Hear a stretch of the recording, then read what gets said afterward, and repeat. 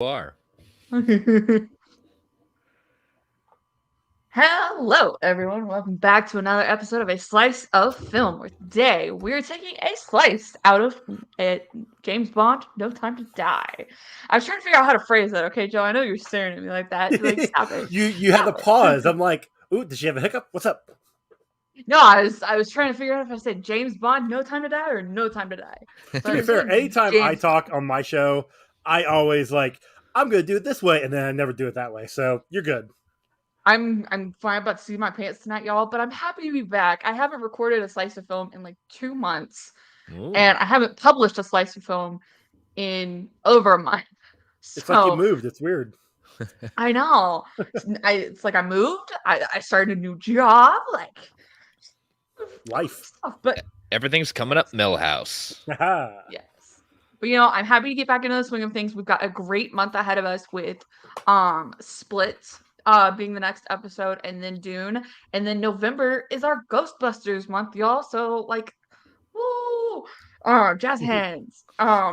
So I'm really excited for what's to come for Slice of Film. I'm really excited for the new era. But y'all, before we jump into it, you know, gotta hit the podcast paperwork side of things. So first things first, Slice of Film is a part of the Geek Ultimate Alliance podcast network where we have shows most times 7 days a week. So Sundays is Slice of Films Day. Obviously, if you're listening to this episode now, in the podcast feeds, this one's going live Monday just because it's a special occasion.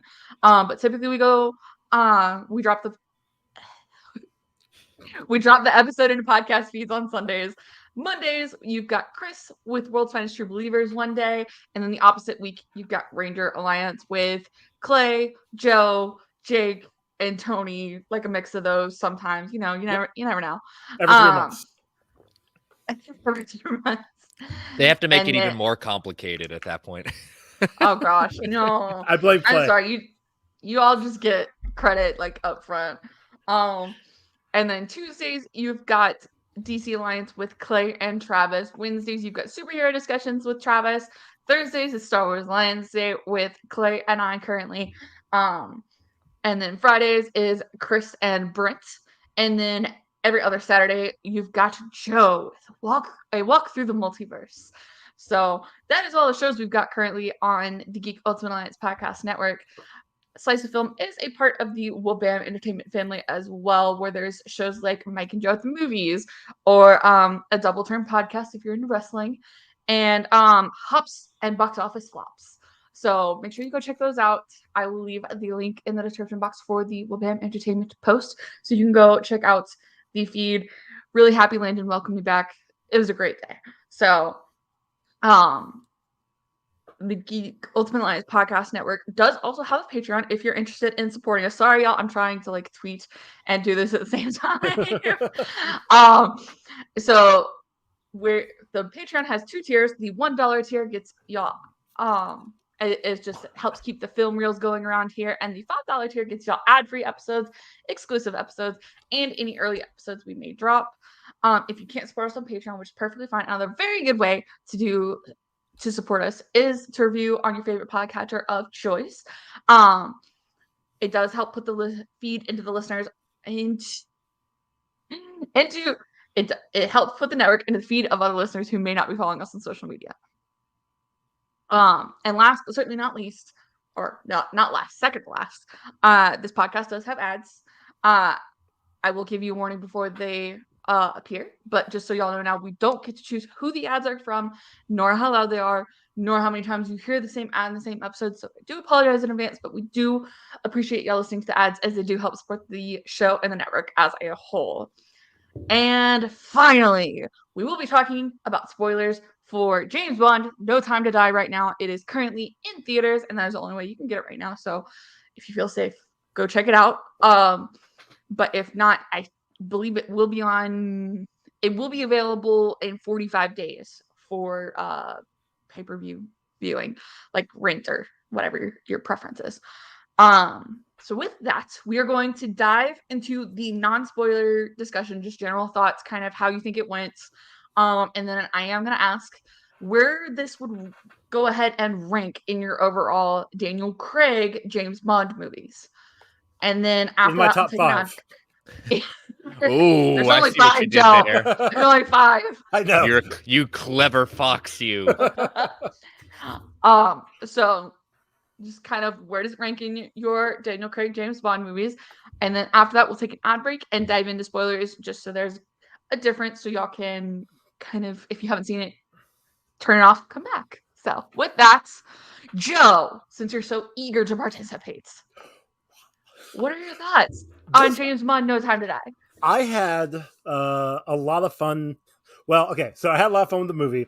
I had a lot of fun with the experience because I went with my friend, and we had a lady sitting like a couple seats next to us, who, she's asking her boyfriend questions constantly, or husband, I'm not sure, partner, whatever, asking him questions constantly, loud enough so I can hear it, but not annoying enough to make me bother from the show.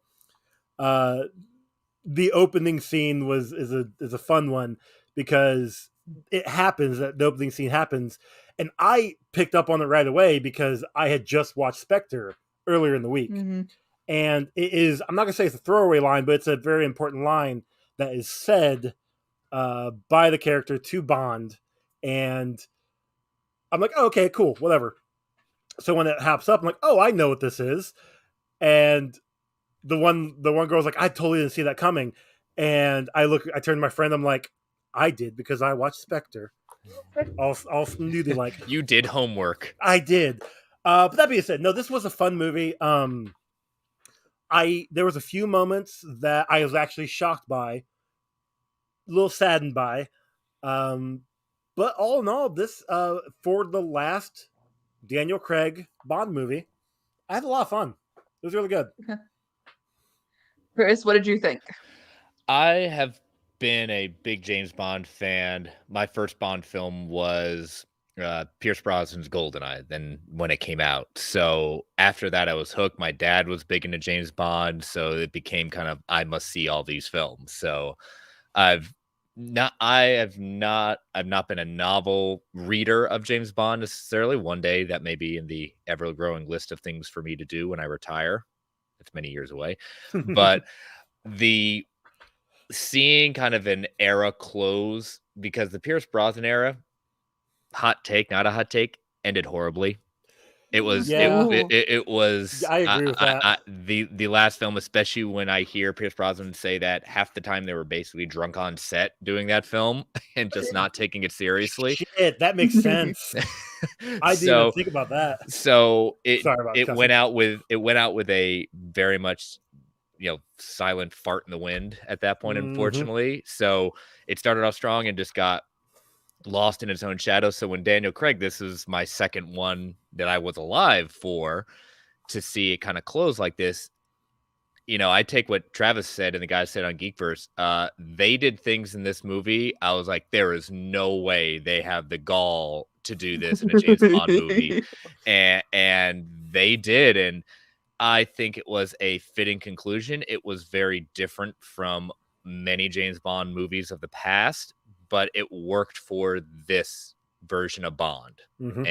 And so I was very happy with what I saw. Definitely, I'm going to have to see it again. My wife is still very much not into going into theaters right now. So probably the next time I watch is when it comes out on either pay-per-view or stuff like that. I will definitely own this movie because I thought it was great. But I think we're going to I did a little bit of homework to do rewatching, but didn't make it all the way through. But I've seen all these movies so many times that I really didn't need to do. But she wants to do a rewatch of Casino Royale to this one when it does come out. That's what I did when it was originally supposed to come out. Because I have same here. I have the three, the Casino Royale, Quantum of Solace, Skyfall. I did have Spectre. Spectre was the only one that I had not seen, and then it got pushed back. I'm like, oh, okay, well, I'll wait. And I waited and waited, literally until this week to watch Spectre. Yeah, and so it was good. I was glad when it finally happened. It was bittersweet in the sense of, like you said, how many delays it had. So I think that is affecting. I think the previous reception to Spectre has affected the people coming out to this movie as much as it did. But a good ending, a great conclusion to it, and yeah, I can't wait to dive into spoilers. So I'm gonna actually drop like a hot take right now.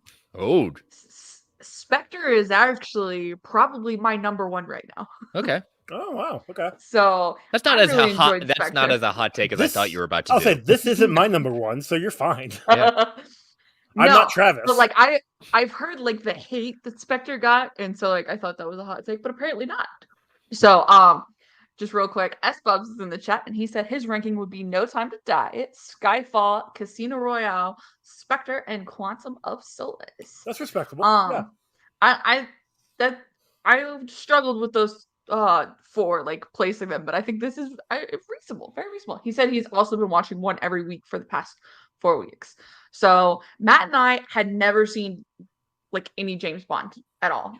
I'd seen bits and pieces of Casino Royale, and never really put it together. So we watched the first two back when it was originally supposed to come out in April. And then it kept getting delayed, and I was like, okay.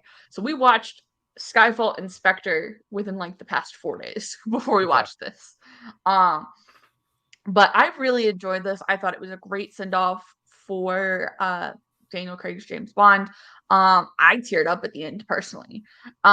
Because I like there were some parts where I was like, wait, okay, they're not about to do what I was expecting them to, like what I'm thinking they're gonna do. And they did it, and I was like, oh. So I really enjoyed it for my first Bond movie in theaters. I thought it was really good. The one thing I will say is I of course went to see this with Matt. And I got my tickets too late. And I didn't realize how popular this one was going to be because every movie we've seen since Tenet we've been the only people in theaters for. Like completely. Okay. So I was like, okay, so we've got time to like make seat selections and everything. No, we didn't. So we got like one really close up where we were having to like look up towards the screen. And the theater, I guess, because it's a new theater, we've never been in this one before. It was really old.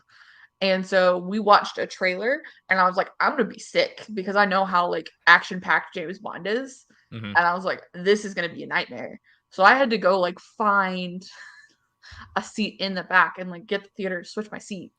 Because yeah. And so Matt and I didn't get to sit together for this because the theater was so packed.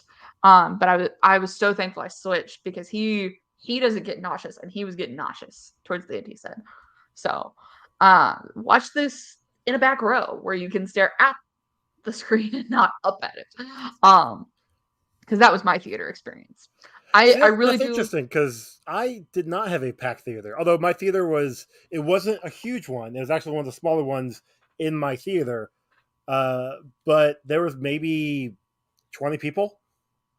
Yeah. But there was also, I was the very first showing, and there was like 8 other showings that night. So it was a Thursday night. So I don't know. It's weird. I couldn't find a theater that had more than 2 showings. So it either had a showing at 4:00 or 7:30. And I was like, I really was looking for like a 6:00 showing. Because I went to a 6:00 because I had to work next day. Yeah. So I really enjoyed it.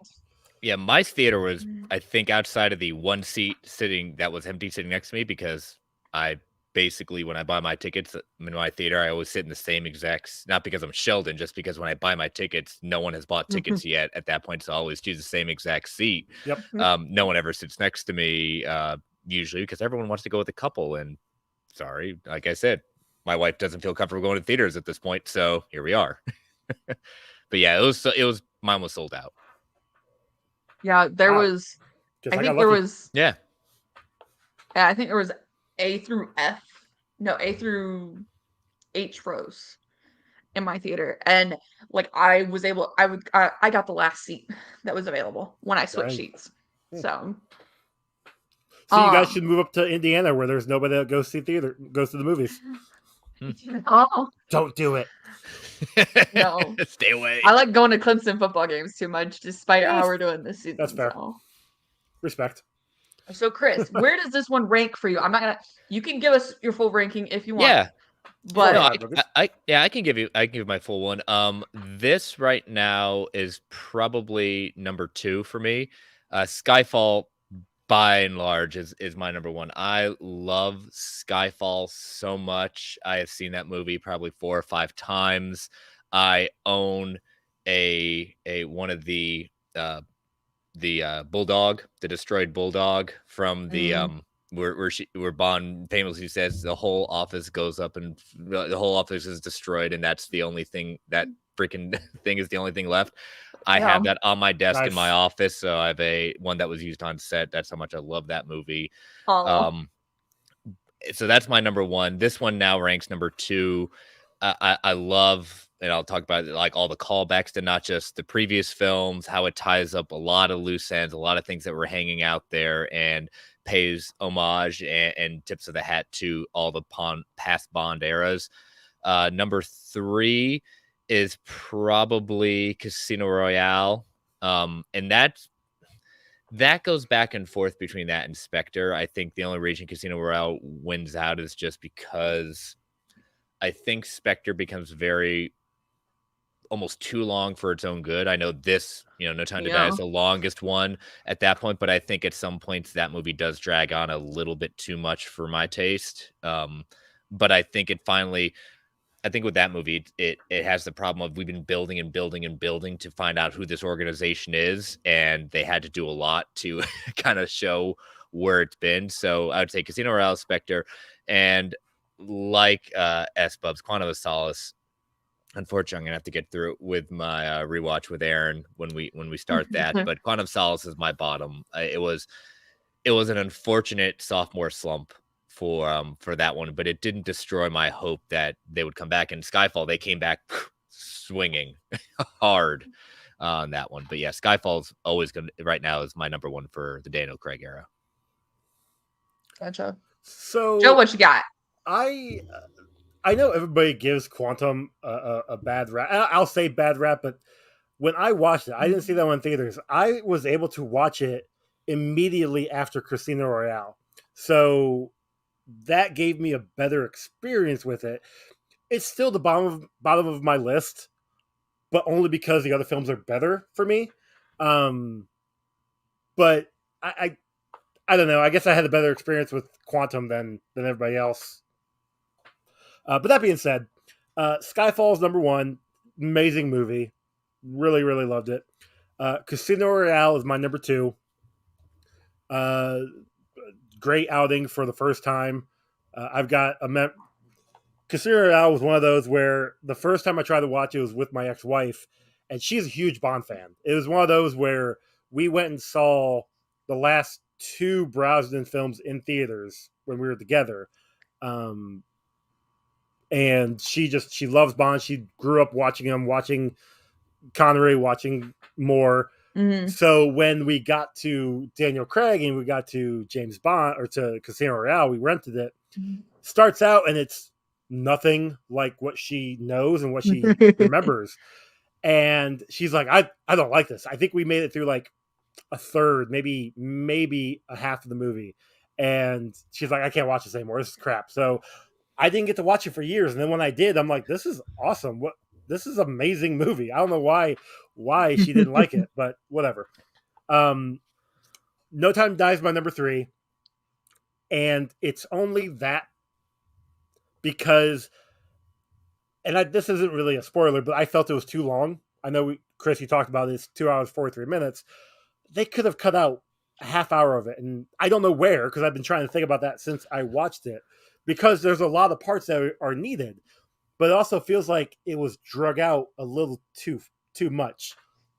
That's on me. That's my opinion. Number 4 is, what's the other one? Oh, Spectre. There we go. And then Quantum of Solace is my number 5. So, gotcha. So Christopher Evans is in the chat saying, Bond talk is always a good time. Hello, always. Christopher Evans. Glad to have you. And I just wanted to call this out. Mark is listening right now. He said something on Twitter though and said, I expected a Spectre hot take and I got exactly that. So that's but see, I would say the bigger hot take is one of us put Quantum of Solace as our number 1 or 2 because it's again, it's not the best movie, but it's not terrible. Like it has its merit if you watch it. I will say if you watch it almost immediately after. So you're doing like a 5-hour Bond binge, but I'd sooner watch Spectre. I'd sooner watch Quantum of Solace more times than the last Pierce Brosnan. But like, I sometimes refuse to watch that one. What, you don't like a newspaper man trying to destroy No, that's not the last one. No, that's not the last one. Oh, nope. Yeah. That's the one with Halle Berry. Yep. Yeah. Yep. Yeah. Okay. Halle Berry I didn't even want to say its title just because it makes me want to vomit with rage. Okay. All right. So y'all already heard my number 1. It's Spectre. I think it just provides like a really good opening for like the final story. And I really like Madeline's character. I think she's probably like one of the better like Bond women we get. So I that's why I really enjoy that. And I'm gonna write this all out for Full Circle Cinema, and so y'all will be able to read this at some point whenever I get to it. Second is No Time to Die. I really enjoyed it. I think it's a great conclusion. It is a little long in my opinion. I agree with you, Joe. I don't know where they could cut something. Exactly. Like, because everything that they have, all of the downtime, it's still good.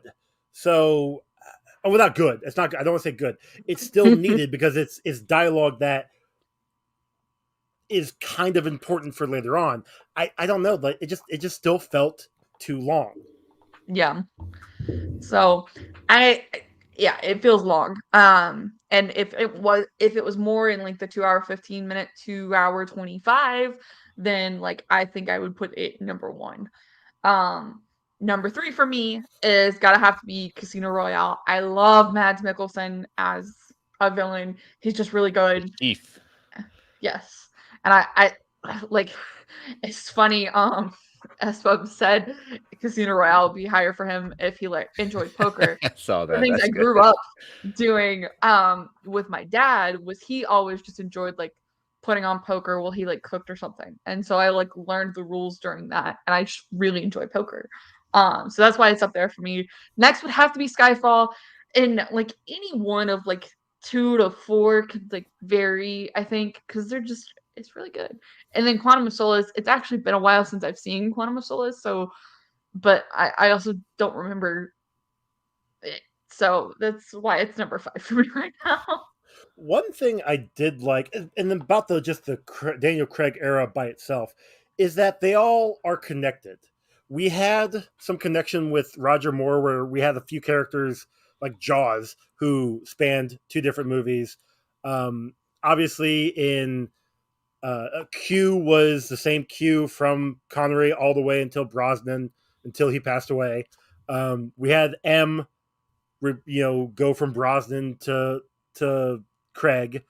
Everybody else changes, but this was Daniel Craig was one that it's a complete story, start to finish, from Casino Royale to No Time to Die. You're seeing the beginning of this Bond up until No Time to Die, versus say like Pierce Brosnan, where you're seeing it's not his beginning, he's already established, and then you're just seeing adventures of him going on, and you don't have continuity. I feel like I think there's one guy maybe who is one of his aides who has helped him out from time to time that appears in multiple movies, but I definitely felt more connected with this one because I felt it told a story start to finish, especially since Spectre is the overarching bad guy in the first 4 movies. Mm-hmm. And he has a bit of a role in this one as well. But I don't know. I like the aspect. I like the continuity of it all. Having it connect as much as it did, for me, that is nice to see because it is a series. It's connecting, and I just love it. I didn't realize Judi Dench was in the Pierce Brosnan movies. I'll have Dame to. Judi Dench. Her Majesty. Oh, I'll have to. Again, I haven't watched those. Watch So that's interesting. Goldeneye. At least watch Goldeneye and what's the other one? Yep, just watch Goldeneye. I mean, the other one could be a lot of different ones. Yeah, I run through there. World's Not Enough sucks. Obviously, the one that we don't talk about sucks. Wait, Die no, is Another World's Not Day's Enough Die Another Day's terrible. I'll take World Is Not Enough. I'll watch that. Maybe it's because I like Denise Richards in that one a little bit more, but you know. Anyway. All right. Also, any other general non-spoiler thoughts before we dive in to the discussion? I don't think so. All right, y'all. Then we will take a quick ad break. And we will come back to talk about the spoiler section. So if you haven't seen it, now's your chance to turn it off and come back when you've seen it. But if not, this is your last warning. So with that, we'll be right back, y'all. And 3, 2, 1. We are back. Thanks for listening, y'all. I appreciate it as always. I definitely had to catch myself from saying start when you see him start as Bond and you see him end as Bond in the non-spoiler section. But I did it. So yes, spoilers. James Bond supposedly dies in this. There is no body without a body. There is no proof, but he exploded. So yeah. Explodey Bond. But let's start at the beginning since we just hit that point, like right at the end. Look, it's called No Time to Die. What do you expect? And I like Lashana Lynch's character when she points to the scientist and the scientist asks her something about the time and she's like, well, it's time to die. And I'm like, okay, so that's as close to the title as we're gonna get, credits. Apparently. So before I definitely want to talk about this portion. Before we get to the opening credits, which is the traditional like James Bond spiel, I'm guessing, because it's very pointed.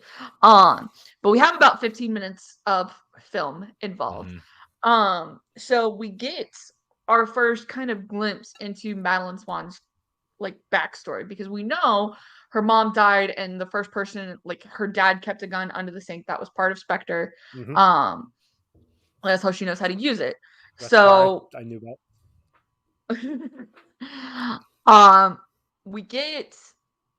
She witnesses the murder of her mother by Safin, who's played by Rami Malek in the film.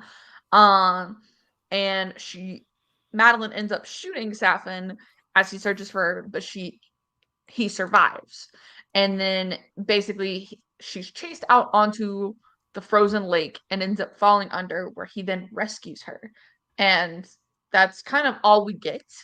Yeah, I think we're supposed to understand that her father is Mr. White, who is from Casino Royale. That's who killed Madeline's family. Yeah. Or that's who killed Montgomery. That's who killed Safin's family. Safin's family. Yeah. Right. And so that was something that that's why I think we should have watched Casino Royale and Quantum of Solace like before going into Skyfall, because I was really confused like when we get to Spectre and it was like, oh, Mr. White, and I'm like, oh wait, who was Mr. White? Because apparently we should know this. And yeah, so I did kind of figure it out along the way, and I went back and like looked it up. So for me, I guess I thought this opening scene was probably the most abrupt in the film, I guess. And it's mainly because of Rami Malek's character. Like, I don't feel like Rami Malek's character gets, as the villain in this film, I don't feel like he gets enough attention, I guess. And that's like rare me saying that. Because I typically don't like the villain to get so much attention, but in 2 hours and 45 minutes, I think he's on screen like maybe 40 minutes. And it feels a little short. I think he's one of the most, out of the Daniel Craig era, I think he's one of the most typical Bond villains.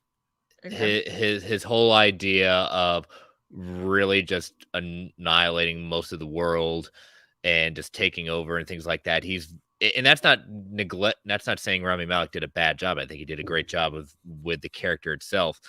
But I think he's very much of a lot of the former Bond villains at that point. Okay. There's not too much more outside of maybe his interesting history and backstory with Madeline and his hate towards Spectre, which is just interesting just because of Spectre's been the big bad for the last 4, Yeah. and this is a bad guy, like the enemy of my friends. Like he's trying to take out Spectre and anyone else that gets in his way. I mean, that's very typical Bond villain. Yeah, so Esclub says he doesn't even know his name in the movie until now. So that's how I felt too. But for me, I think that's along with the length, Rami Malek not like having the characterization because he's like adamantly in love with Madeline really at this point. Like the whole reason he makes that nanobot toxin and dumps it on Bond is because he's like, okay, if no one can have her, if I can't have her, then no one can. So well, not really no one, just Bond can't. The whole point of it is like, okay, if you touch someone, now that person is that is bloodline. poison. Yeah. So it has to be. It's programmed. It's nanobots. Nanobots. Sorry. That's programmed to basically attack a certain bloodline. You can get these nanobots on you, and as long as you don't have that bloodline in you, you're safe. Mm-hmm. But if you come in contact with anybody designed for that bloodline, they're gonna die horribly at that.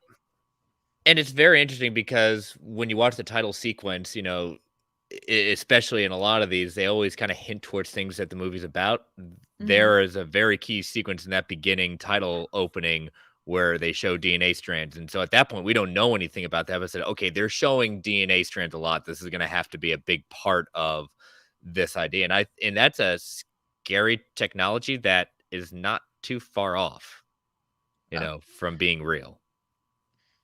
It's funny you say that because the nanobots also tracked Bond. Yep. Nanobots, aka plot machines that can do anything in any movie from S-Bubs. Yes. Hashtag Miss Fisto confirmed. Yep. Well, for me, it was just like when Bond ends up killing Blofeld. Yeah. Spectre. Blofeld. When he ends up killing him, the nanobots were never put on him. It was just Madeline. So the whole idea is that like you could touch anyone and eventually they can turn up into the weapon. And so just got me thinking, if Madeline is nope, never mind. Forget I said that. I realized what I was about to say and I stopped myself. All right. So we get at the very beginning, Blofeld is trying, spoilers, Blofeld basically separates Madeline and Bond with Bond's trust issues involved. Mm-hmm. How did you kind of feel about that? Like, we don't know how much time has passed between Spectre and Italy, but then we get here and it's like, oh, you left. You left with her completely. So why are you now all of a sudden putting her on a train and saying you'll never see her again? Yeah, I took it like there wasn't a month, maybe. Like it wasn't a lot of time that passed. Because then once he puts it on the train, 5 years goes by and then we see Bond again. The fact that the whole thing is that they're in Italy. He goes to see Vesper's grave, and Vesper was she from Quantum or was she from Casino? I can't remember. She's from Casino. Yeah. Okay. Vesper. Yeah. Casino. Okay. Because it's the woman he loved. He fell in love with her. He was going to leave MI6 for Vesper. Like he was going to have a normal life. Mm-hmm. And then she betrayed him and killed him. And so going to her grave and getting a bomb thrown in his face, automatically he's like, oh, this is another one. In my eyes, I'm seeing it as this is another woman I'm falling in love with that's betrayed me. Mm-hmm. Mm-hmm. So I can see why he jumped to that conclusion as quickly as he did. Was it the right conclusion? No, because she was already going to tell him everything. She said before he went up there, I will tell you all my secrets, but you have to tell me yours first. And his secret was he, wants Vesper to forgive him for basically, I'm assuming just her dying. I don't know. I can't remember. So the fact that he immediately went to, you screwed me over, we're done, get out of here. Well, again, he was betrayed also by Vesper. That's what, yeah.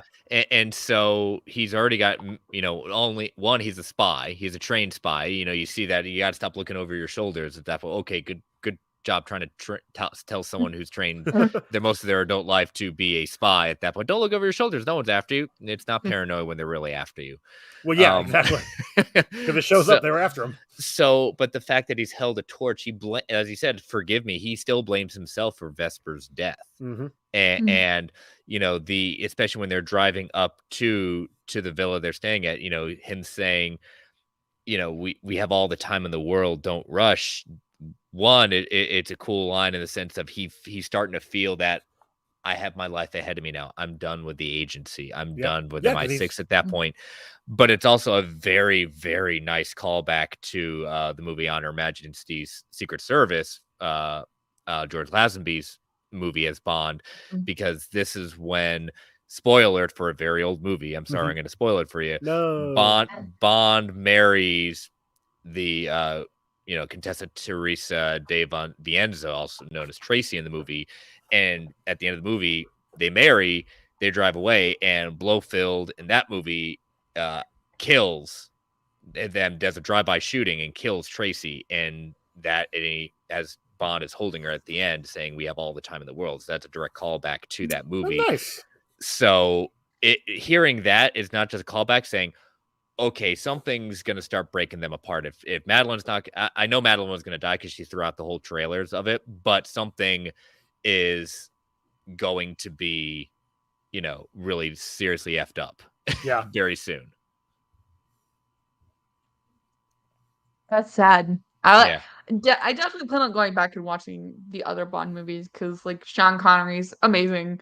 In other Get ready for a lot of camp. So. It's Gosh, they're movies of the era. So okay, but I'm gonna show like my naivety here. Mm-hmm. What's the definition of camp? You said it. No, I said it in the sense of like when it comes to movies that are made in the 60s and like when Bond begins, they're very much of the era of the films of what you see as sometimes typical spy movie eras. So like I said, I wouldn't go in this expecting not necessarily special effects, but Daniel Craig level, Pierce Brosnan kind of filmmaking. You're not going to get that. You're going to get very much the kind of cheesy, a little bit, that's, again, you're not going to Bond movies to see Academy Award winning performance. You're going to see a cool spy flick.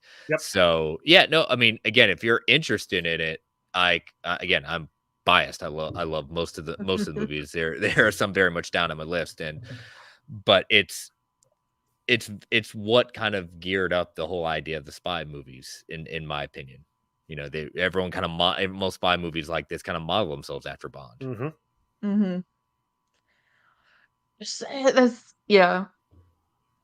I don't know. Sean Connery is just amazing, so that's kind of why I want to start with Sean Connery. So jumping back in, kind of.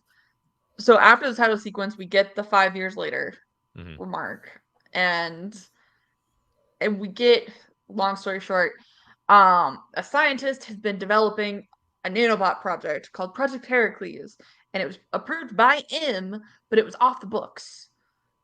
And so now somebody else has found out about it, aka Rami Malek's character Safin, and is like, okay, we're gonna steal this now. And I guess it's not. It's Spectre. Spectre finds out, but Safin probably finds out. And so we get this whole entire sequence, and then So so we already kind of talked about the nanobot project, but kind of what do y'all think?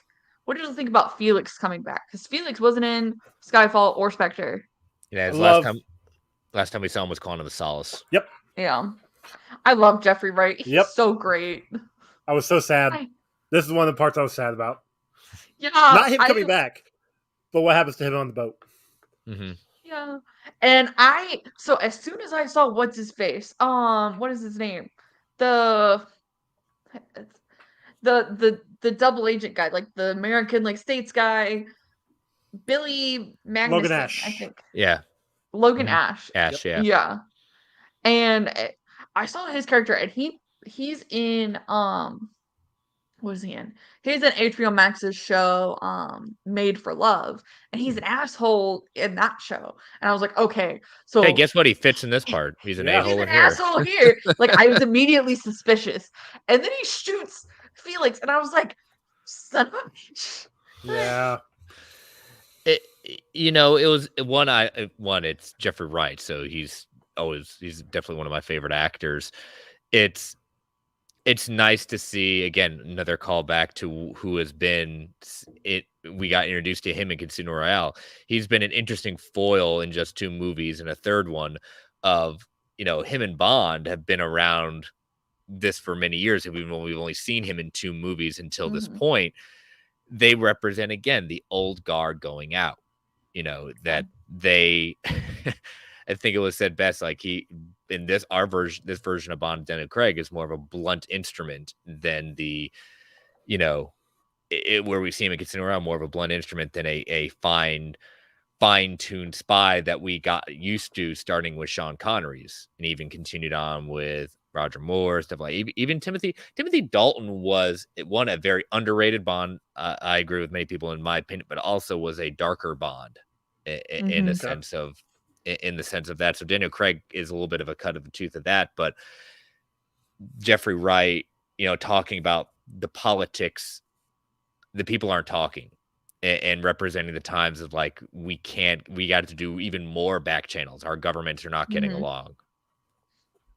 Yeah, and it was a fitting way to bring Bond back in, I think, because he like you said, Chris, it's like the changing of the guard, but it was also like the only person probably Bond trusted at that point. Like, and we see that when he's trying to get Felix out of the water and like rescue him and stuff. And like that was the first spot I teared up. And as Bub said, Logan Ash was so suspicious, he deserved to get crushed by a car. And Very much. I think we all heartedly agree. Yeah. That was an awesome scene. As soon as I saw him on screen, I wanted to punch him. Yeah. He has that punchable face. Like you definitely know those people that you just look at them and it's like, you need a broken nose right now. I don't know why. And he's the same character in Made for Love. I like, even though he's an asshole in that, like, I highly recommend that show. It was really good. It's on HBO Max. And they're doing a second season. So then we head to some tropical island, or we head to Cuba, where we get Ana de Armas, her quick 15 minutes on screen. Yeah, that scene, like, she's all over the trailers, and then she's in here for 5 minutes, and then she's gone. Cool. And I loved her though. Like, oh no, she did a great part. Yeah, but, yeah. Like, what? Okay. But that's again, remember at the time this was filmed, she hadn't risen to the big star that she's become. Yeah. So was this was filmed after Knives Out, right? Like, this came out. This has to be, I'm assuming, or around the same time. Kind of around the same time at that point. So my assumption is Craig probably kind of like, hey, you're doing great here. Why don't you try out for this part? Yeah. Right? Okay. It's very much, she served her purpose. I didn't need to see, am I very intrigued by the character? Yes, but her time on screen, that was more than enough to serve perfect the purposes. Amount. Yes. Perfect amount for it. Perfect amount.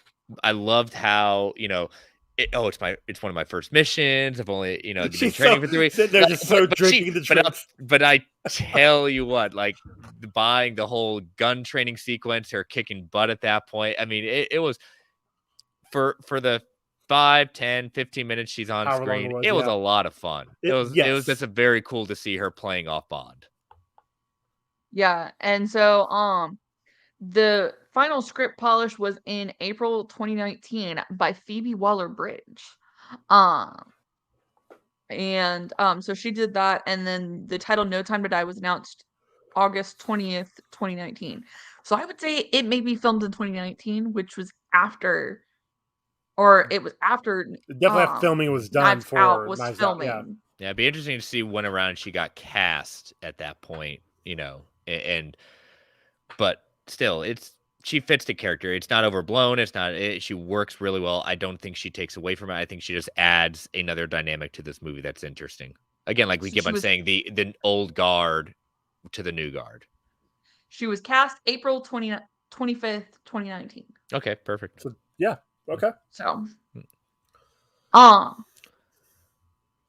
so yes, I loved her character. I thought she was cute. I would agree with y'all, like the need for a spinoff for her, probably not necessary, but I would love to see her be like in more spy films in the future. Not necessarily like James Bond related. But I think she did great. So then we get Ash kills Felix and escapes with Oberchev. That's the scientist that in the beginning got the program, the nanobots technology that Spectre wanted, and then he pulled a double cross on Spectre at the party in Cuba, the birthday party for Blofeld, and killed all of Spectre. Which I thought was so interesting because yes, Rami Malek's character Safin wanted to kill Spectre. But Spectre isn't really like a big problem, I would have said, because Blofeld was in prison. But Spectre was still around. Spectre was still around. Spectre was a problem for the previous 4 movies, so you can't really say Spectre wasn't a problem. Fair.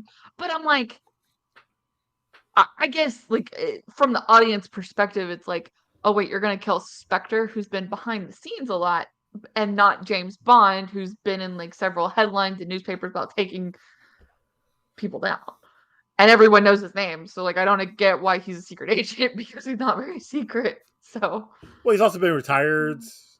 Sure, we'll go with that. Tired. S-Bub says Ana de Armas is going to be in The Gray Man, which is Russo brothers spy movie. Ooh, I'm intrigued now. Well, we'll see. I'll probably check it out just for her.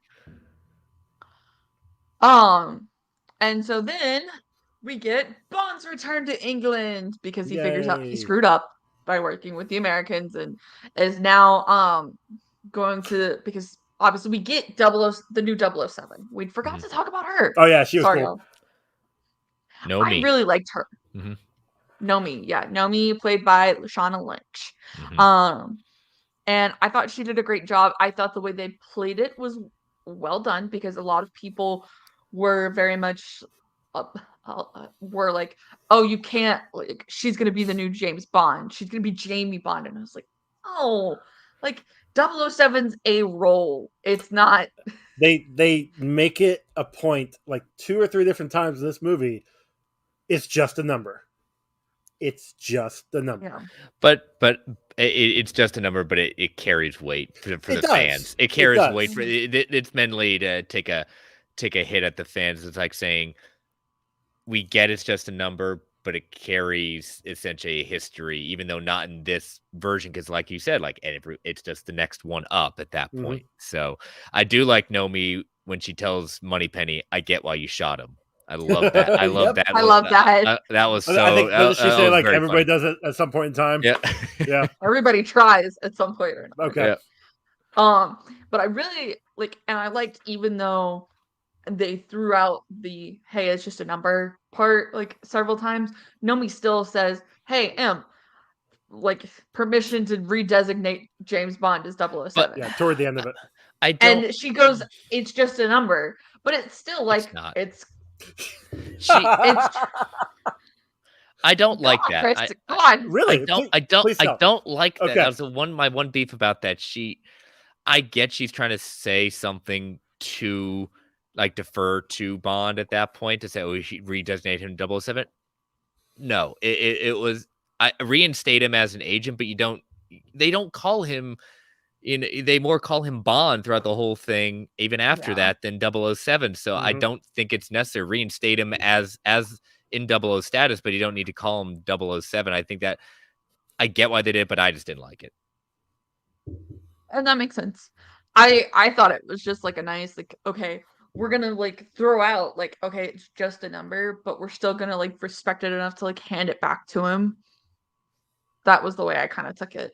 I Um, get I that. loved when they were in the office, and I think uh, M suggest Bond becoming a double O again, and Nomi is just like, wait, which number? Yeah, Just that was accurate. funny. Which one? That was funny. That was good. Yeah. And I think it harkens back to what Daniel Craig's like said before the movie came out, like, hey, no, Lashana Lynch doesn't need a spin-off character, a spin-off movie as 007 in this universe. We need to create other universes for women to be the main characters in. And so I think I don't picture any character in here in the Daniel Craig universe getting a spin-off movie. No. Because I think it's just Felix it's kind of Wright. like oh my gosh, Joe. That's not appropriate. It's too soon? Too soon. Okay. But I think like it goes back to kind of like DC like trying to distinguish, okay, in the future when they want to go to James Bond and like recast, like you don't want to have crossing over. Though Judy Dench being into James Bond is like, oh, okay, well, Well, the Well, M's, and- the want to M's, do it have, then. the M's have also crossed over too. Like most of the M's have crossed over. Yeah, and like I said earlier, Q was Q Mhm. throughout the whole series up until he passed away during like the second or third Brosnan, and then they handed off to John Cleese, which I Mhm. thought was kind of cool. Yeah, like having. Nope, lost the thought. Never mind. Continue. That's a But- little weird to me, is I guess, because James Bond like is always like supposed to be the same character. So So I'm reminded. I don't like that, but I'm reminded of a not Mad TV, Mad Comic or Mad Magazine comic strip back when probably I think Goldeneye was coming out, because it had, I think it was when Goldeneye was coming out, and it was one of those things where the villains are upset anytime Bond comes around, because he's always changing his face. It's like just when we get to actually recognize him, we get a new Bond with a new face. That sticks out in my mind. I don't know why. Just it pops in my mind every once in a while. I love it. was is it the Get Smart with Steve Carell and um Catwoman in Christopher Nolan's films, Yeah, where it's she's like, "Oh yeah, I recently like I got my cover blown, so I got plastic surgery, and that's how I'm able to still be a spy." yeah, I mean, get the TV show was totally meant to knock off James Bond and make fun of it. those are fun. That's a fun Mhm. show. All right, so we're in England, and after we kind of hit this point, and then we'll jump into our last ad break and then kind of finish things off. So we're in England. M is like, fine, you can go talk to Blofeld. And like kind of gives him that reinstatement. But then we find out that Blofeld has only been talking to his psychiatrist for the past 5 years, and the psychiatrist is Madeline Swan. Mhm. I pictured her coming back because she was just too prominently featured in like the credits as like one of the more higher up people, and like I didn't think, oh hey, you're gonna bring her back for just like the 5 minutes at the beginning. So I don't know. Most of the trailers had the scenes from the beginning with her in it, and not really anything. yeah, There was the one where she A hallway says, meeting. Yeah, there's that, and then I think she says for Bond to like let everything go, like you shouldn't, you don't do this. So her coming back, yeah, it makes sense. As tight as I said earlier, as well connected and as continuity wise this story is, having her come back makes sense. And they establish it she is a psychiatrist inspector, because that's Yeah. how Bond meets her Mhm. when he's trying to go find Mr. White. So it makes sense that she comes back and that she is actually Blofeld's psychiatrist. Yeah, and I like how M still is kind of like, okay, yeah, you told us like she's got secrets, but she revealed nothing. We've kept an eye on her.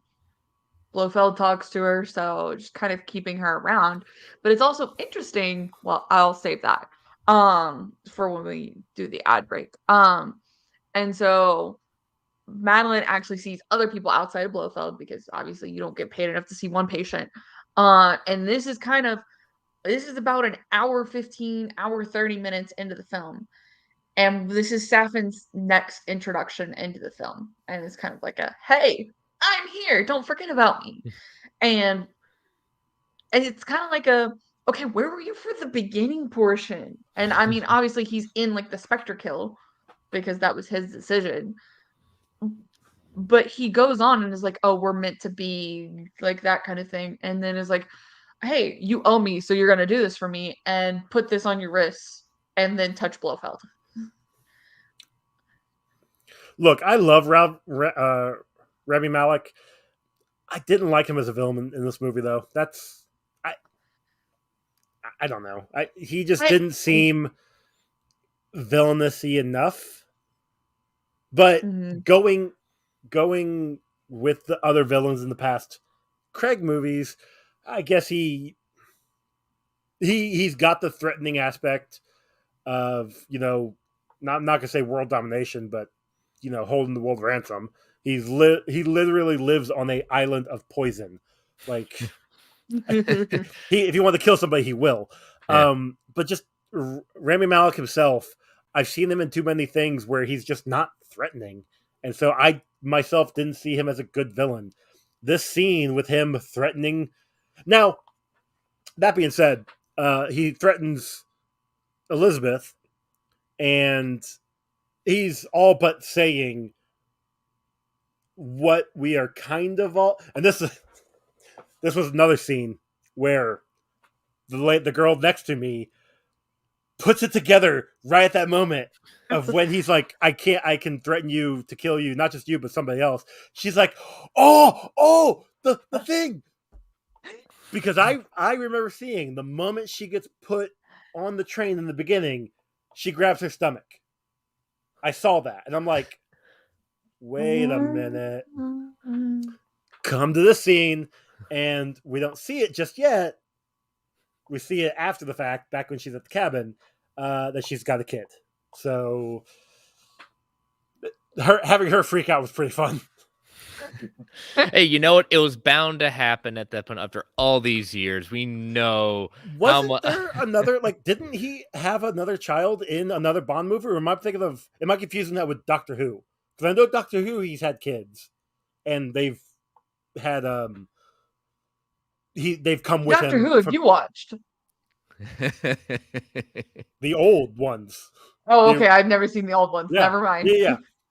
I've only seen the new one. Actually, in the David Tennant one, he has a kid. So that goes off. Cloned from his arm. That's actually in real life his wife, but that's besides the point. Oh, that one. Yeah. Okay, yeah. I know what you're talking about now. Yes. So, and Chris, you might have better knowledge on this. Is this the first Bond child that we get in the Bond films, or was there others in the past? Without reading the books necessarily, the books might have said something I could be completely off. But I don't. Yeah, the movies itself, I don't think. Like I said, he's been married once before. Yes, I did know that in that one. So this is the first time we've seen Bond. But I remember there was a great SNL skit that joked about not that he had kids, but that he slept around so much that he basically got tested and has all these sexually transmitted diseases, and he has to call every single person he's ever hooked up with and let them know about it. So I mean, I love was it Daniel Craig doing it? No, it wasn't. It wasn't. Great. But it was, I can't remember who it was that was trying to play Bond, but it was really funny just because, again, how many times has this man gotten around just in general? There's usually like 3 per movie. So the fact that this is the first time he's had a kid, it's like, well, if we're going to be a sexist, misogynistic spy at that point, why not? Why can't he just have a kid? Uh-huh. So that was something that the Wikipedia mentioned, is that they tried to handle like the Me Too movement in this movie and tried to show, okay, James Bond is growing through the ages and not doing that. Oh, interesting. Okay. You could definitely see that was a big impact on it, just because of how the women are portrayed. I mean, the women are, quote unquote, good looking, but they can handle themselves. They're not looked at as objects necessarily. Well, And and not even only when that, Anna it's de Armas hands him the tuxedo, Hmm. and he's like, "Whoa, like I thought you were gonna buy dinner first or something," like, Hmm. and just try, and it's like, okay, we'll turn around, and he wouldn't have done that in previous movies. well, So and I he's appreciate had a couple. Like I remember Spectre. He's got the woman in the very beginning that he's making out with, doesn't do anything with because he's on the job. But you got Vesper, you got Madeline, you've got. I think there might have been another one that are crossing over into other movies. So He's having more long term relationships, sort of, than just the one offs. that. Hmm. And this is a Bond that, I mean, for crying out loud, at the end of the first one, he quit. Exactly. He, Yeah. like he was done, and the fact that he's got serious issues, What? not just like dealing with what he's doing. I mean, Skyfall, he's got a past that's totally screwed up. Yeah. Hmm. And so a guy dealing with PTSD of huge proportions and trust issues galore, and just trying to deal with that. This is a Bond that we've not seen those issues ever dealt with. So I mean, I Hmm. I know a lot of people that have a problem with this Daniel Craig's portrayal of Bond, and how the writing has been done for it, because they like the old style, but guess what? That we don't live in a world like that would be No. necessarily welcomed. Mm-hmm. So, and this is the last thing I'll say before we go into the ad break. But y'all were talking about how many kids does James Bond have in the movies. And so I found this on mi6community.com. Literally, how many children does James Bond have? Apart from James Suzuki, You Only Live Twice, and Raymond Benson's short story, the only mention of any children are these stories, but with James Bond habit of putting it about the number of women he slept with, the mention of abortions in the Moneypenny Diaries. Just how many children did James Bond father? Did he wear a condom every time? Was his conquest unprotected? All of the women he has slept with Conquest. over the years, work it out. Apart from STIs, unprotected sex means the chance of children. So how many? And this was in March 2013, so this was in the Daniel Craig era. And somebody said, so how many?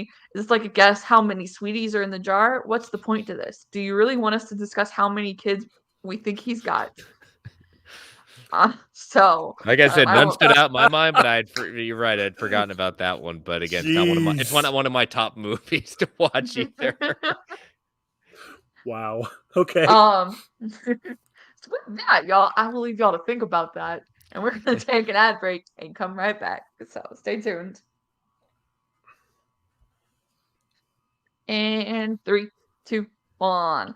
And we are back. Thanks for listening, y'all. Final ad break. I promise we're gonna wrap it up. Because I gotta go to bed. It's work night. Same. Same. So we go to Norway. Because Madeline ran away in England. After And Blofeld died, Blofeld's yes. dead. Madeline ran away before Blofeld died, in her defense, but Bond killed Blofeld. So, And they put it together, like, yeah, how? he puts it The how. together, and like the Q detects the nanobots in Bond's system, and Bond's like, "How do I get rid of these?" And Q's like, "Well, you don't. Like, they're there forever." You And you I'm like, die? "Well, then how does your like smart blood work?" Because that was nanobots too. Yeah, but the smart blow was to track him forever. Yeah, Right, he was but then only able to. Q re-injects the smart blood into James Bond before they go to Japan. Might be a better tracking. I don't know. Well, I'll even think with that. So we go to Norway because, yeah, as Bub says, but he's been injected with smart blood twice. That's what I'm saying. So we go to Norway. Better nanobites. I don't And know. and I did not realize this is the question I had for y'all. So Madeline's childhood home is in Norway. Mm-hmm.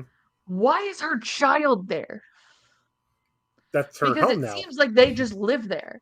But yet Madeline has a job in England. There's planes. Well, yes, there's planes, but like, you're really. I would no, absolutely not. I don't want to be separated from my child whenever I go to have one. Like, no. I, maybe she went back to her apartment and then just like, all right, we gotta go, so we're gonna go back here. Like, but you are the correct. child It seems seems to like know her way around. yes. Well, maybe they go and visit there. I don't know. Maybe there's a detailed map in their basement. You asked the same question Aaron asked the movie. It's like, why are you asking these questions? Things what you think of, okay? No, I agree. It is a I fair appreciate point. it. It's just it reminds me of a question that she would ask as I look at her saying, I don't know. I didn't write the movie. Is in the chat. Oh, Chris is still here. Chris, what's up, you Scott? have somewhere to be? In bed. I guess Scott knows something more than I do. It's 9 o'clock for me. I should be in bed. I know. I'm sorry, y'all. We've got a little bit longer than usual, but this is a long movie. So, Mm-hmm. So and then Bond finds Mathilde, and he goes, so, and Madeline's like, no, and was like, no, she's not yours. I'm like, girl, you lying? Like those eyes. Hell fucking Those baby no. blues. No, it's totally not his. Again, she grabbed her stomach when she left, but whatever. I did not see that, so I'm literally gonna have to rewatch this and like look for just that. in that very because beginning 15 minutes. I'm pretty sure you can find it online real quick. This is very true. It's a Maury episode, Maury Povich episode. Is he your child? That survey says that is a lie. And so they kind of like reconnect in Norway. And I suppose S-Bubs agrees, those eyes instantly gave it away.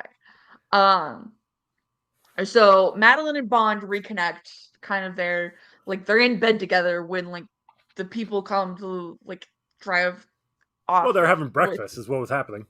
Oh yeah, they're having breakfast.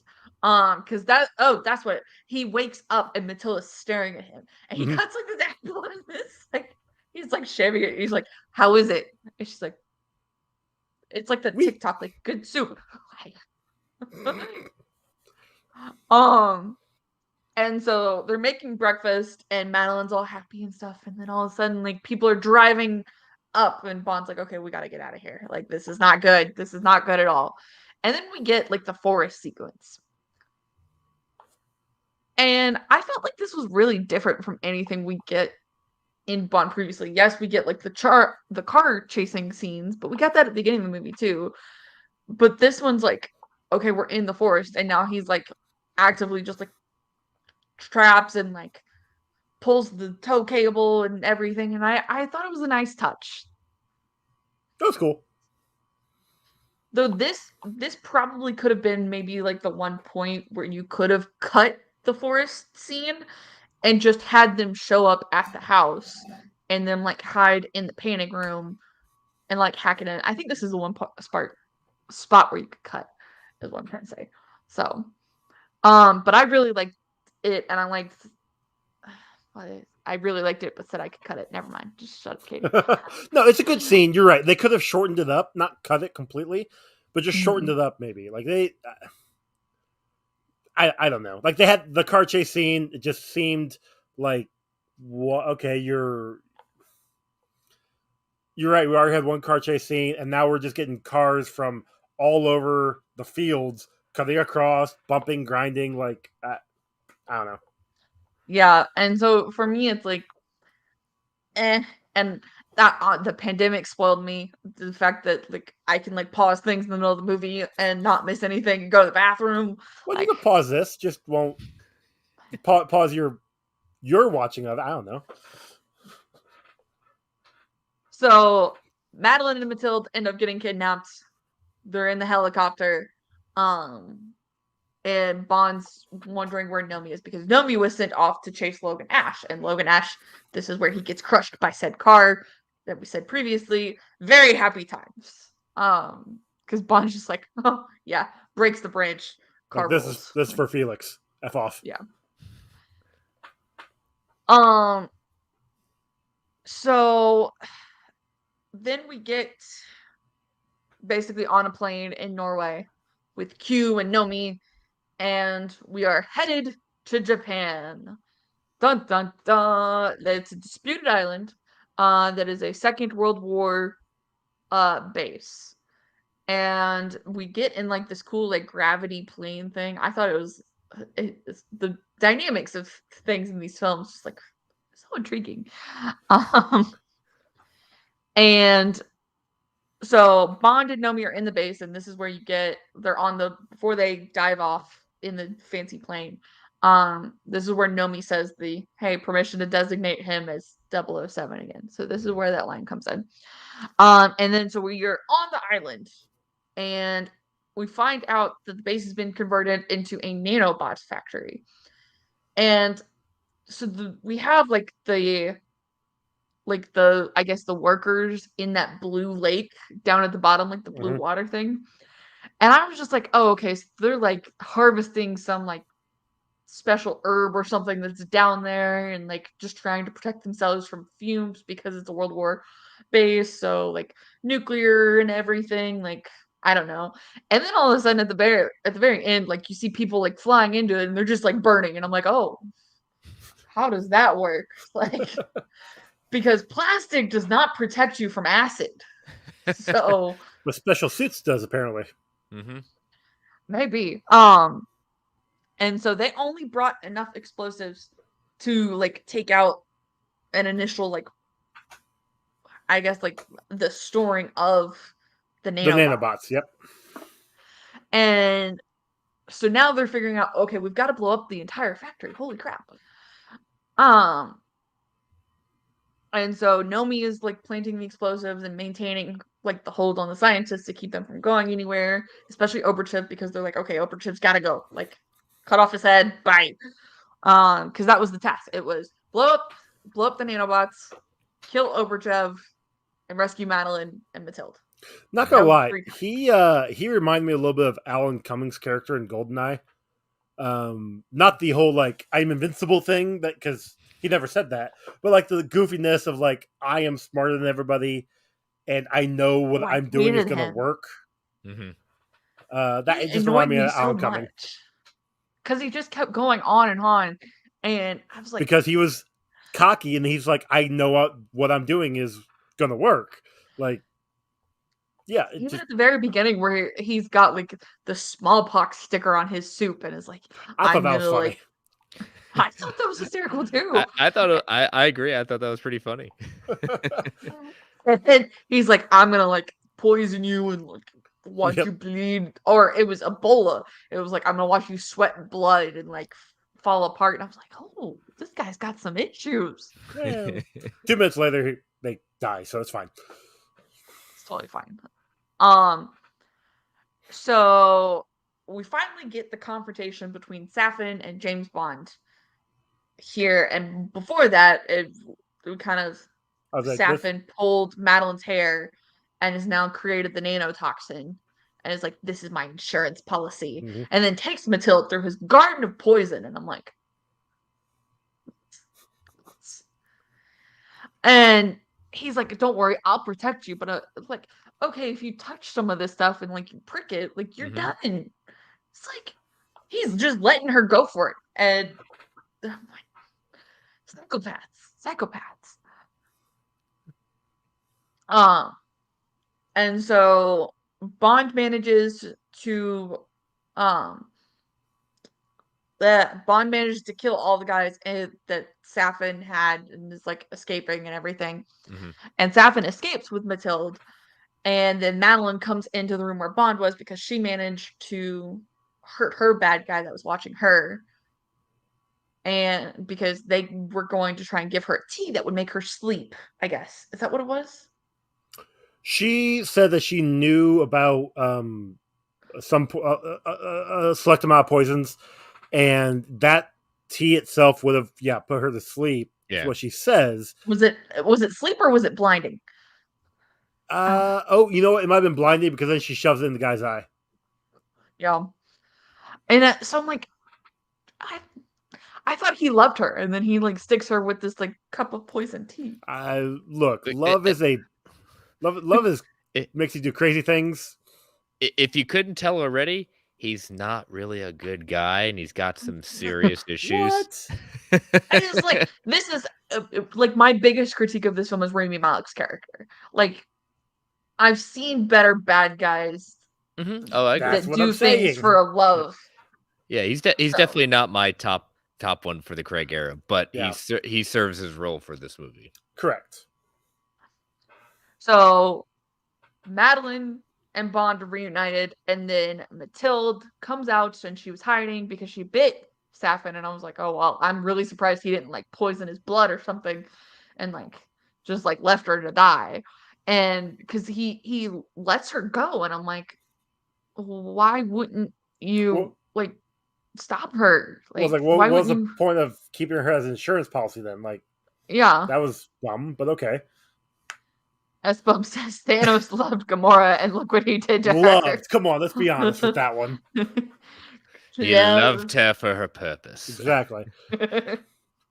So there's a scene after Matilda escapes and Bond meets up with Madeline, and then they all meet up back together. They find Matilda, get with Nomi, and then those three leave. Like they're able to escape the island, and Bond is going. He's got to open up the giant missile silo doors so that when the missiles come in, when the ships, their British ships fire the missiles, it can actually destroy the plant. And this scene, we get a single shot when he's climbing the stairs, and I love that. I just love like the single action shot sequence moments. there. Yeah, that was pretty amazing. There was a few different times in this movie where we got a couple like long takes, and like I said, I love those. Those are wonderful because it shows the prowess of the actors and just everything that they're doing. But like this one in particular, like he's going up the stairs, he's got to get to the control room, killing guys left and right, taking a few hits himself. Because they're on a timer for the ships that are coming in to take. Correct. He got like 9 minutes or something. But at the last guy he kills is Saffron's man. He's got the watch Cyclops that Hugh gave him. Thank you. And he uses it on him. And what was the line he says where he? Yep. Thank you, S Bubs. Blue. It's like I just blew this guy's mind or something like that. Yep, your watch. Your watch blew his mind. Yeah, typical Bond line. You got to do it. I love that. That was amazing. Yeah, the whole single shot was really good, and I liked that it was on a staircase, which is really difficult to do, cinematography wise. So really, really impressive. And again, yeah, like you said, Joe, credit to the actors involved. And so the ships are coming in, 20 minutes to go. It will take the missiles 9 minutes to get to. Was it 9 minutes? I think it was 9 minutes to get from once they 9 fire minutes to get to the island. Get to the island. Yep. And meanwhile, M is having to battle like politics because Japan and Russia and China are all like, "What the heck are y'all doing here?" Like, there's an English C-130 in the air, and so he's like, "Oh, just like don't leave them alone right now." Leave them on red. It's fine. Yeah. And so Bond manages to get the missile doors open, and then is trying to get off the island to escape, and finds Matilda's. What is it? Dodo? Dodo. No, it's not Dodo. Stuffed animal. Yeah, it's Stuffed a little animal. bird. Yeah. I wanted to directly like use the name she mentioned. Is bad idea. My Dodo. And so he stops and looks at it and is like, "Oh yeah, like yay!"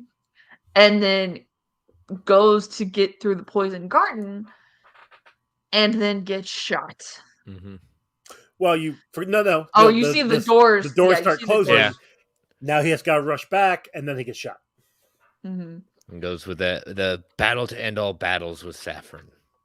Yeah, and they have like a huge like talk about it and everything.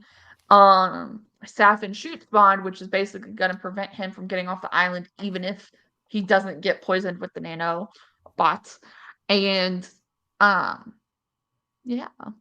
So then Bond has to go. Bond manages to defeat Safin in the water, and to be honest, I really thought that water was going to be poisoned as well, because the person like in the water initially, when like they're going through it, they had like protective like pants on and everything. So I was like, oh, okay, so something. He falls in the water. Okay, he's like got piranhas or something. Like I don't know. But there was nothing bad in the water in this case. And so he's gravely injured, but manages to kill Safin, but not before Safin smashes the violet nanobots on him. Yep. And it's basically like, if I can't have her, no one can. Because I always like to think about it that way, and it's like, I don't want you to have her if I can't. Like, oh yeah, he's sick in the head in many ways. Yeah. Yes. And so Bond manages to get the silos back open with 4 minutes left to go before the missiles come in. And so Bond talks to Q. Q's like, okay, you got to get out of there. And Bond's like, Yeah, it's not can't. happening. Yep. Yeah, sorry, And because the thing with the nanobots that we've talked about is the nanobots basically attach themselves to anyone. And even if Bond went back to Cuba and said, okay, I'm never going back to England, I will never see Madeline again, like he touches someone's going to make it eventually back to England and meet Madeline or meet Mathilde. Yep. And boom. Right. So basically he's choosing to defend who he loves in the end by dying, which is scary. But he calls Q, and Q confirms like, hey, there's no way to get it off. And Q's just like, oh shit, like Bond's about to die, like he can't see the love of his life, like what am I gonna do? And Bond's like, hey, can you transfer me to Just patch me Madeline? through. Yeah. I want to say goodbye. That was a touching scene. When Q transfers her over, I was like, oh my gosh, I'm sorry to like tear up and stuff. I was like, oh wow, this is really the end. Like they're not gonna like try and play this off like they did in previous movies. And I was like, oh my gosh. So Bond confesses his love for Madeline and was like, I'm sorry, like, and Madeline's like, we'll find a way to get it off, and Bond's like, no, that's not gonna happen. And she finally confirms she is your daughter. Oh no, yeah. This is my shocked face. Looks just like my normal face. People were next to me. Did you see that coming? Yes. Yes, I saw the previous movie. when a spy and a woman love each other very much, psychiatrist. Yep. I like that. And don't use protection. This might happen. Love it. Talked about it earlier. And so Bond accepts his fate as the missiles hit the island, destroying the nanobot factory and killing him. Dun dun dun! It was time to die. Yeah, roll credits. That it was one of those things that when it happened, I said, they just did that. They really had the gall to do that. They just ended Bond at that point. I was seriously thinking towards the end of the movie, like something's gonna happen where he's living out his life, just not ever all Batman style. Yeah, yep. Dark Knight Rises. At that point, something was going to happen. I said no. And they're all standing around doing it. No, I wasn't. I wasn't expecting an end credit scene because that's just not Bond. You're correct. But just the fact that okay, they did it. I can't believe they actually went through with it. Yeah, I think for me it was the nanotoxin where Safin built that and was like, this is my insurance policy. I was like, oh, he's not gonna use that on Bond, is he? Like, this is supposed to be the last one, like let him have the happy ending. And then they used it, and then I didn't think they were actually gonna kill him either. I'm okay with it, just in the sense of where we've gone with this. It kind of does a clean break. Exactly. So exactly. And so when they have a new Bond, it's gonna whatever actor they get, that's gonna be his Bond. This was Daniel Craig's Bond. Pierce Brosnan, that was his Bond. Sean Connery, Roger Moore, Timothy Dalton, Lazenby, like those were all their Bonds. Yes, there are connections throughout all of them, but they were their own. Very Bond. good, S-Bubs. Very good. I can't disagree with that. S-Bub says Casino Royale is Batman Begins, Skyfall is The Dark Knight, and No Time to Die is The Dark Knight Rises. So where's Quantum Solace and Spectre? I say, in the sense of No Time to Die being, I see what you're doing. I put it just a little bit above that. Love it. No, so I feel like it's a good cutoff point. And in a sense, I said, oh, give him his happy ending. He really does kind of get a happy ending because he has accepted, okay, he can trust people. He's got family that he's protecting, and he believes he's doing this to protect them in the end. And in some cases, that's a character's most happy ending. Yeah. Is being able to protect the ones they love. So I thought it worked out. I did cry. So yeah, it was a way. I know some people have said, "Oh, some people have said, I've seen on Twitter and other social media groups I follow, like people a little bit annoyed that they felt it was forced to have Bond to have a family. I was like, I don't think necessarily it was forced because he's been. He's held such a torch for Vesper. He was getting ready to leave, basically did leave for Vesper, and now he's found someone else that could do that. I mean, he may have never said family with a kid, but definitely settling down and leaving was something that he had been chasing after for a little bit now. So it didn't seem too far outside the realm. The kid, okay, yeah, you might have an argument with that, but again, it was bound to happen by how many people he screwed around with. And I think that was what I think he's like we're alluding to this, but I think he was trying to have that with Vesper.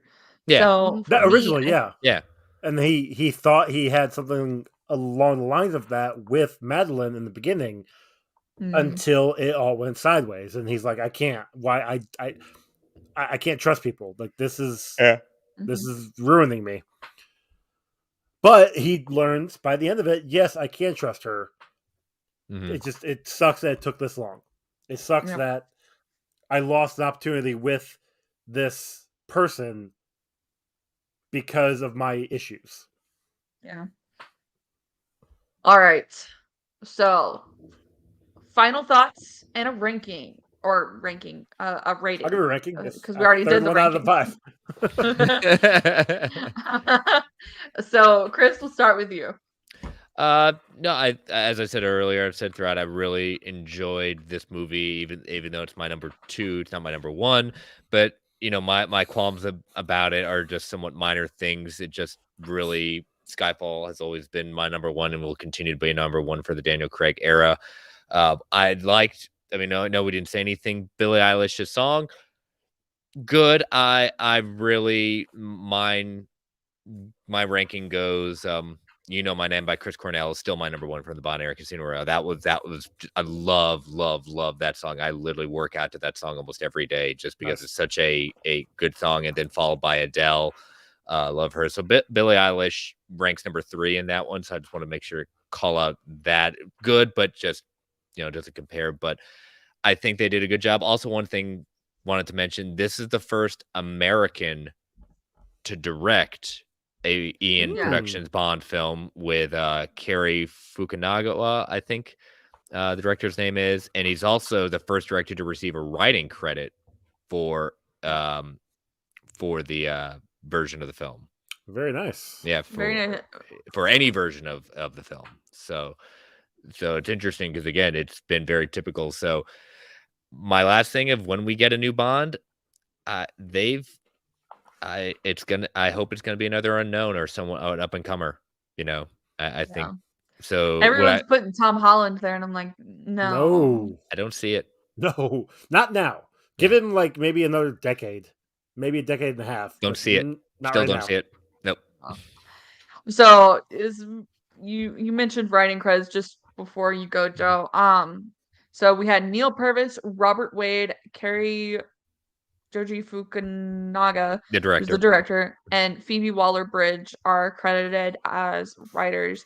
And the budget of this film is in the 250 to 301 million range. And that Wikipedia's doesn't typically include marketing in that budget, which is where I get all my stuff. And this film has been internationally. It debuted a week ago internationally before it came to the US. So currently it has a box office of 313.3 million. Nice. So And really not bad at all. And Billie Eilish won for best song written for visual media. Yeah. So they won a Grammy for it. So That's awesome. this year. Yep. So yeah, very nice credits for the film. Joe, go for it. I really like this movie. I definitely would recommend at least seeing it in theaters once if you have the time, because you're basically asking for 3 hours. You add in the 20 minutes of credits, you're going to be in that theater for 3 hours. So if you have the time, go see it in theaters. Go see it in theaters. Otherwise, wait 45 days. It'll be on, POV, not POV, pay per view. Or on one of the streaming services. I don't know which one has the rights, but it'll be out there. I feel like Paramount Plus, but that keeps popping in my head, but I don't think it's right. I can't remember when Amazon's deal with the Bond franchise fully takes effect. Okay. I don't either, because it's not on. The rest of the Bonds aren't on Amazon currently, like for free. Yeah, not yet. So. Yeah. Okay. So you can buy them to rent like any other service, but I don't know when the deal takes effect. Yeah. So if you don't feel safe, don't want to go to the theaters, wait the time. Definitely recommend watching it. It is a good movie. It's a good goodbye, good last hurrah for Daniel Craig, for Bond. It's good. Go see it. Yeah, I really enjoyed it. For my first Bond in theaters, I thought it was really good. A great send off, I think, for Daniel Craig's James Bond. And I wasn't a huge Daniel Craig fan before Knives Out, and this one has definitely made me a Daniel Craig fan. So I can't wait to see what he does next. Knives Out 2 with everybody. I know. But also like outside of like franchises. Like you should watch Cowboys and Aliens. No. What was the name? No. I actually, you know what? I have seen it's that got Daniel Craig. Or watch the first Tomb Raider. And you know what? It's got Harrison Ford, but guess what? I still also say I love Harrison Ford. And no, it's got Jon Favreau too. No. All right, so I think I'd rate this one. It's probably sitting about a 4 out of 5 for me. Chris, what was your rating? Yeah, out of 5, I'd give it a 4.5 out of 5. Definitely a 4 for me. Yeah, the few little blemishes, but definitely a 4. I think for me, once it comes out, like I don't know any Bond movie, obviously, but like I think I want to get like the box set when this like officially comes out on physical media, and then like give them a watch, like all kind of back to back, and see how it goes. See, that's why I said I want to get the individual collections, because the box set, they keep making more. They're gonna make more box sets. I get the individual collections. I might be spending a box set. I might be spending a little bit more, but it is, here's Sean Connery, here's Roger Moore, here's Timothy Dalton, here's Pierce Brosnan, here's Craig, and then Lazenby. Don't forget Woody Allen's Casino Royale too. We can't forget that. That way, it's not I'm buying a 25 movie box set now to then have to throw away to buy the 26 movie box set or 20 or 30 movie box set whenever that comes. Like, nah. Yeah, I'm not that. I have my OCD about certain things. That when I said, you know what, I don't want to spend that much more money. Yes, and you constantly, because you have to get that box set because the one I do have actually came with a Space for Skyfall. That's when I bought it. Yes, I know that one. My my buddy's got that one. Mm-hmm. I tend to throw away like the actual box, so I'm not picky. Nope, you monster. Not for me. You absolute monster. I used to do that. I take that back. I've got, because I have the special edition of Star Wars, the original trilogy. I have the box set for that, and then I have the box set for the first 3 Indiana Jones movies. Nice. My parents gave me that, so I do have those. So, well, I think that concludes us for today. We're not going to talk about what we've been watching recently because roughly 30 minutes longer than what we typically go. So, I appreciate everyone who's been here tonight. Those who have been in the chats, and I appreciate those who will be taking a listen tomorrow. Make sure you go check out James Bond, No Time to Die. With that, Chris, tell us where they can find you. You can find me on Twitter at Chris Balga. I got 2 shows on the network, World's Finest True Believers. You can follow that at Finest Believers, and Marvel Alliance at Marvel A Podcast. Joe, what you got?